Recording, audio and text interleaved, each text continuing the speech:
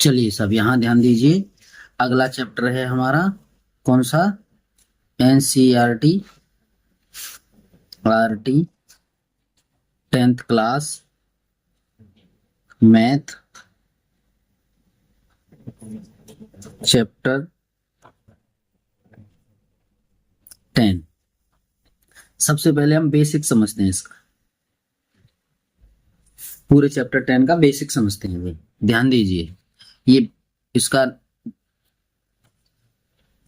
नाम है व्रत, इसको हम सर्कल कहते हैं अंग्रेजी में। आइए सबसे पहले हम व्रत की डेफिनेशन लेते हैं। व्रत देखिए समान किसी बिंदु के चारों ओर समान, यानी कि ये मान लीजिए ये ऐसे करके समान दूरी पर घिरी आकृति हमारा व्रत कहलाती है। और ये जो हमें दिखाई दे रहा है, ये एक पेन बदल लेते हैं, ये जो हमें दिखाई दे रहा है ना, ये कहलाता है परिधि। ठीक है ना। तो सबसे पहले हम व्रत लिखते हैं। व्रत की को लिखेंगे, क्या लिखेंगे? किसी समतल में एक समान दूरी पर बनी गोल आकृति या चारों तरफ बनी आकृति, है ना, गोल लिख दीजिए, या चारों तरफ बनी गोल आकृति व्रत कहलाती है। व्रत कहलाती है।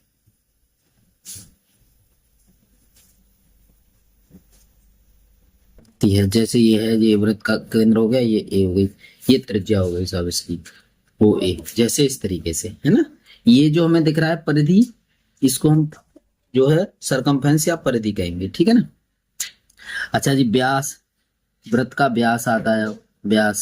व्यास देखो ऐसे, ये है, ये केंद्र है, यहाँ परिधि है और यहाँ परिधि है, ऐसे करके ये ओ, ए और बी, ओ व्यास। व्रत का व्यास,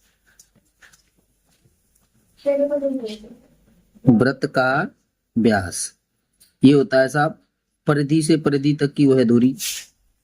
परिधि से परिधि मतलब ये परिधि से परिधि तक की थोड़ा समझने की कोशिश करेंगे। परिधि से परिधि तक की वह दूरी जो केंद्र से होकर जाती है, व्यास कहलाती है। व्रत का व्यास कहलाती है। समझ पा रहे होंगे सब। ये व्रत का व्यास हो गई। आगे हम देखते हैं व्रत का व्यास है साहब, आगे है हमारी त्रिज्या। त्रिज्या जैसे मान लीजिए ये आकृति है, यहां से ये ओ और ए, तो केंद्र से परिधि के बीच की, केंद्र से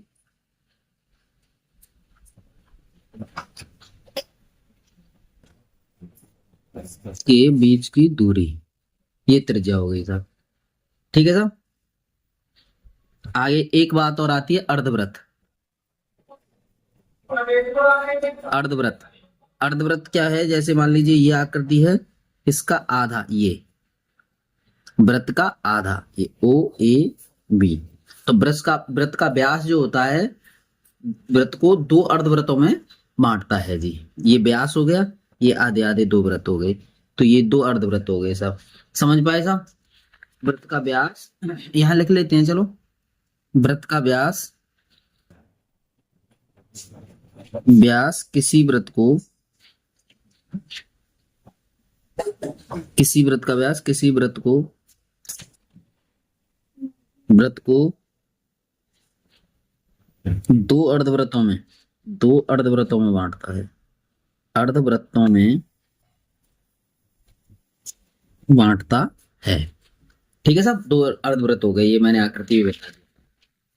आगे चलिए, आगे कहता है वो अगली वाली बात है वृत्त की स्पर्श रेखा। किसी वृत्त की स्पर्श रेखा, वृत्त की स्पर्श रेखा, स्पर्श रेखा वह रेखा जो किसी वृत्त को किसी वृत्त को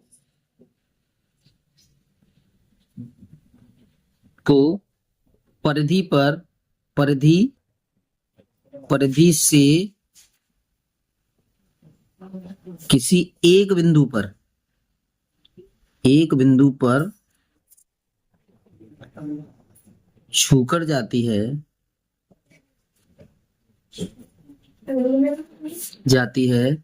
वृत्त की स्पर्श रेखा कहलाती है। स्पर्श रेखा कहलाती है। अब आता है स्पर्श बिंदु। स्पर्श बिंदु जहां स्पर्श रेखा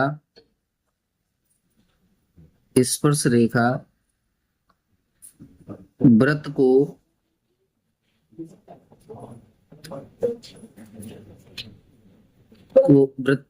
की परिधि को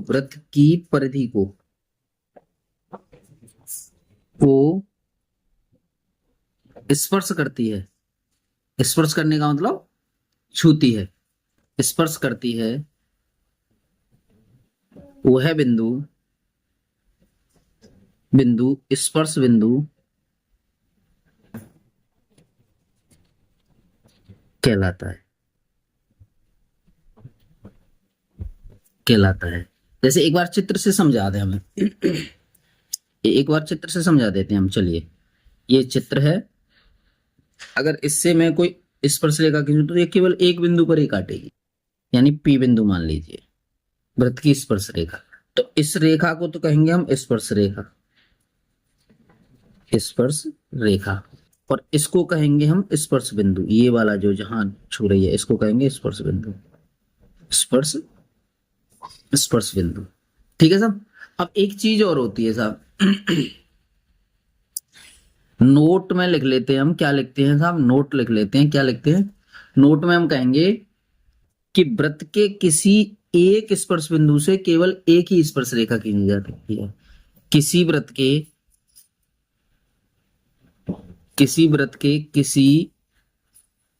किसी एक स्पर्श बिंदु से केवल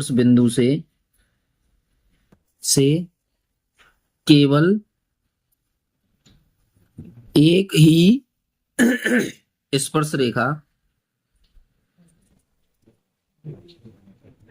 स्पर्श रेखा खींची जा सकती है, केवल एक ही स्पर्श रेखा। देखो, इस बिंदु से, जैसे पी वाले बिंदु से अगर मैं खींचूंगा तो देखो, और अगर मैं खींचना चाहूं तो ये अलग हो जाएंगी। देखो, इसी से नहीं खींच पाएगी, केवल एक ही स्पर्श रेखा खींची जाएगी। ठीक है साहब। अब आती है साहब छेदक रेखा।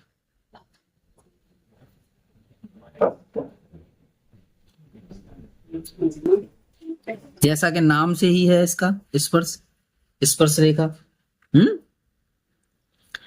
किसी वृत्त की परिधि को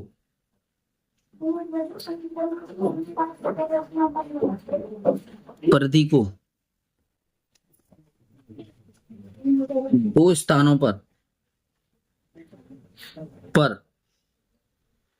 छेद कर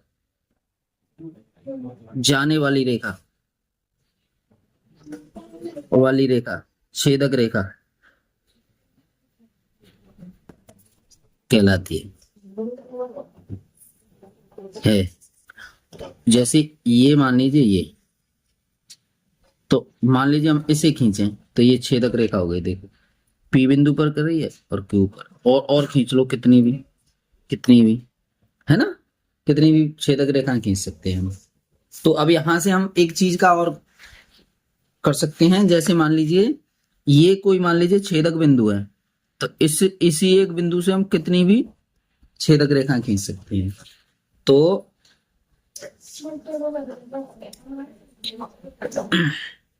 यहां लिखेंगे वृत्त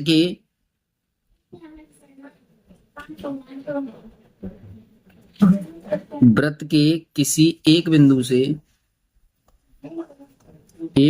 से अनंत छेदक रेखाएं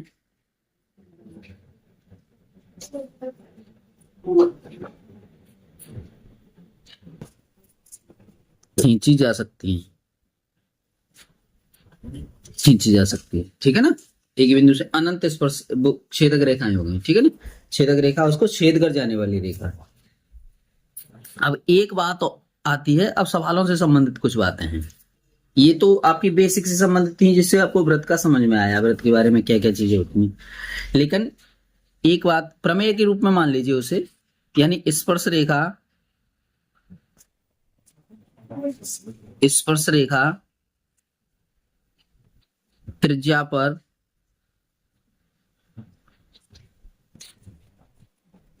लंब होती है। या इस बात को उल्टा भी कह सकते हैं हम, या इस बात को ऐसे भी कह सकते हैं कि त्रिज्या जो है, त्रिज्या स्पर्श रेखा पर लंब होती है। इसको ऐसे कह सकते हैं, देखो चित्र बना देते हैं। ऐसे ये है, ये त्रिज्या ले ली और ये स्पर्श रेखा, मान लीजिए P बिंदु पर इसको ये करें, यानी L और M ये मान लीजिए स्पर्श रेखा है। P बिंदु इसका स्पर्श बिंदु है और ये त्रिज्या है, तो इसको ये 90 डिग्री पर जो है टच करेगी। तो यानी दो बात हो गई, एक तो हो गई स्पर्श रेखा त्रिज्या पर लंब हो गई, या फिर त्रिज्या स्पर्श रेखा पर लंब, दोनों एक ही बातें हो गई। ठीक है ना। इस तरह से हम जो है इसे कर सकते हैं। अगर हम मान लीजिए इसकी दूरी याद करने लगे, इसको या स्पर्श रेखा की दूरी याद करें या इसकी, तो देखो ये हमारी h हो गई, सॉरी ये h मान लीजिए, वैसे तो ऐसे r मान लेते हैं, r त्रिज्या है ना, ये x मान लो दूरी और इसको y मान लीजिए। तो अगर हम इसमें पाइथागोरस प्रमेय लगाएं, है ना, अगर हम मान लीजिए स्पर्श रेखा की लंबाई ज्ञात करें, तो स्पर्श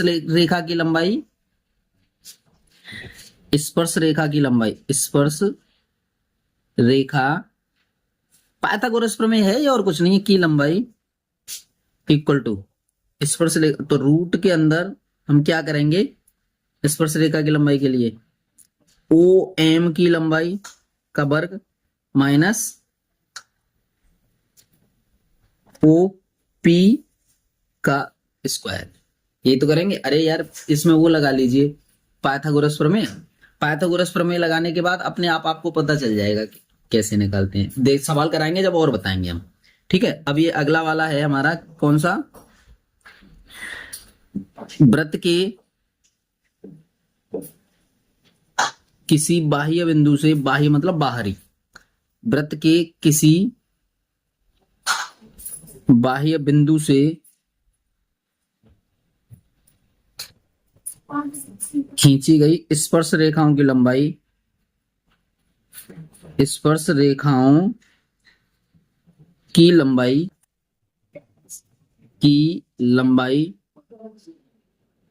समान होती है।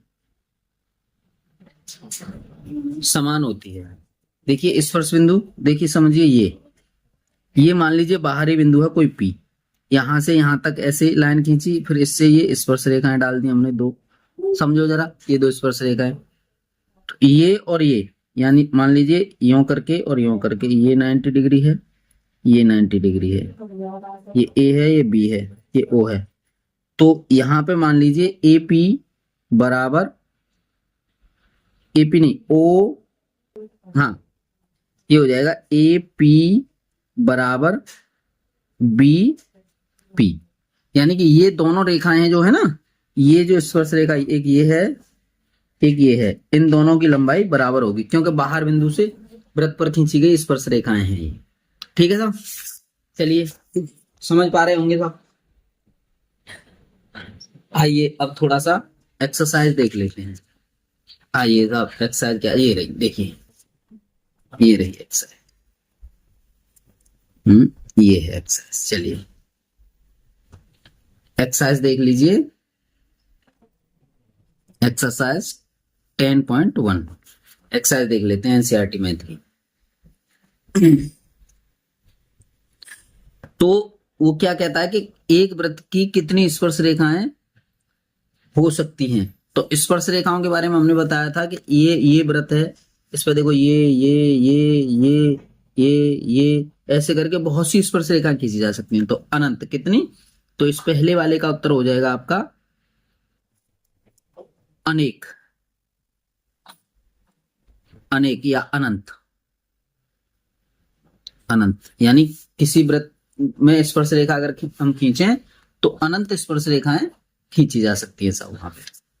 ठीक है ना। अब देखो रिक्त स्थानों की पूर्ति करते हैं साहब। रिक्त स्थानों में क्या है हमारा, रिक्त स्थान कहता है पहला वाला, पहला कहता है देखिए किसी वृत्त की स्पर्श रेखा उसे बिंदुओं पर प्रच्छेद करती है। कितने बिंदुओं पर, केवल एक बिंदु पर। किस पे, एक बिंदु पर। हमने बताया था पी वाले बिंदु पर एक स्पर्श कर रही थी। और इसका फर्स्ट हो गया ये क्वेश्चन नंबर 2 का।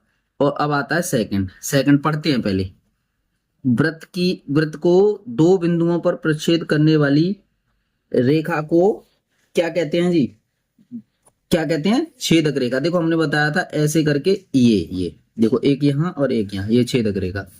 तो यहां लिख लीजिए छेदक रेखा, छेदक रेखा कहते हैं। सही है, इस खाली जगह में आ जाएगा आपका छेदक रेखा। अब थर्ड है आपका थर्ड। चलिए पहले पढ़ते हैं। एक वृत्त की समांतर स्पर्श रेखाएं हो सकती हैं। समांतर रेखा भी हो और स्पर्श रेखा भी हो। तो कौन कौन सी हो सकती हैं, देखो मान लीजिए ये है, इसके ही सामने अगर इसके समांतर खींची जाए तो केवल दो ही तो खिंचेंगी। तो यहां दो लिख सकते हैं हम। स्पर्श रेखा है ये एल और एम, ये मान लीजिए दो स्पर्श रेखाएं हैं, लेकिन पैरेलल भी होनी चाहिए। यानी पैरेलल का मतलब एक दूसरे के बीच की दूरी समान प्रत्येक जगह पर, ये दूरी। तो इस तरह से ये दो रेखाएं एल और एम जो है ये स्पर्श रेखाएं भी हैं और एक दूसरे के समांतर रेखाएं भी हैं। तो इसका मतलब केवल दो ही रेखाएं खींची जा सकती हैं। जैसे मान लीजिए यहां खींचा तो इसके समांतर यहां आएगी और कोई समांतर नहीं होगी साहब। ठीक है साहब। आगे आया चौथा टॉपिक। चौथा टॉपिक हमारा क्या कहता है, हाँ ये वृत्त तथा उसकी स्पर्श रेखा के उभयनिष्ठ बिंदु को वृत्त तथा उसकी उभयनिष्ठ रेखा के स्पर्श बिंदु को स्पर्श बिंदु कहते हैं। स्पर्श बिंदु, स्पर्श बिंदु जैसे हमने बताया था ये वृत्त का बिंदु हो गया और इसको स्पर्श रेखा ये जो ये कहलाता है स्पर्श बिंदु, स्पर्श बिंदु। तो इसमें स्पर्श बिंदु आएगा जी आपका। ठीक है साहब। चलिए आगे चलते हैं, हम ये देखते हैं क्वेश्चन नंबर अगला वाला क्वेश्चन है हमारा कि 5 सेमी त्रिज्या वाले एक वृत्त के बिंदु P पर स्पर्श रेखा PQ केंद्र O से जाने वाली रेखा के बिंदु Q पर इस प्रकार मिलती है कि OQ 12 सेंटीमीटर की लंबाई है। तो PQ की लंबाई ज्ञात करनी है आपको। तो PQ की लंबाई ज्ञात करनी है। आप ध्यान रखो, देखो PQ की अगर हम लंबाई ज्ञात करेंगे तो वही अभी जो बताया था मैंने, जो पाइथागोरस बताया था ना, तो यहां मैं PQ अगर लिखूंगा तो देखो क्वेश्चन नंबर 3 लिख लीजिए इसे। PQ अगर मैं निकालूंगा तो रूट के अंदर हमारा हो जाएगा OQ स्क्वायर और माइनस OP स्क्वायर, ये हो जाएगा साहब। तो रूट के अंदर यहां देखेंगे हम, ये 12 का वर्ग हो गया और माइनस ये 5 का वर्ग हो गया। ठीक है साहब। इस तरह से करेंगे तो 12 में 144 हो गया और ये हो गया 25। तो इन दोनों को घटाएंगे तो कितना बचा हमारा, रूट 199 इतने सेमी। तो देखो ये वाला ऑप्शन डी वाला सही हो जाएगा। ऑप्शन डी आपका सही है। ठीक है ना, ऑप्शन डी सही है। ठीक है। अब क्वेश्चन नंबर आता है आपका 4। क्वेश्चन नंबर 4 में पढ़ लीजिए पहले। एक वृत्त खींचिए और एक दी गई रेखा के समांतर दो ऐसी रेखाएं खींचिए कि उनमें से एक स्पर्श रेखा तथा दूसरी छेदक रेखा हो। तो कोई दिक्कत नहीं है। यहां पे हम क्या करते हैं जी, क्वेश्चन नंबर 4 हमने डाल दिया ऐसे करके, ये ले लीजिए। तो एक तो स्पर्श रेखा हो गई साहब, ये मान लीजिए इस बिंदु पर ये एक स्पर्श रेखा हो गई और एक छेदक रेखा हो गई, तो इसको हम कहेंगे स्पर्श रेखा। मान लीजिए के और एल ये ओ बिंदु पर छू रही है, और एम और एन ये P1 और P2 बिंदु पर छू रही है। तो यहां लिखेंगे हम, ये तो हो गई स्पर्श रेखा और ये हो गई हमारी छेदक रेखा। छेदक रेखा अगर हम इसे लिखना चाहें तो लिख लेंगे, नहीं तो ऐसे ही रहने दीजिए। बस इस प्रकार हमारी ये एक्सरसाइज कंप्लीट होती है। धन्यवाद।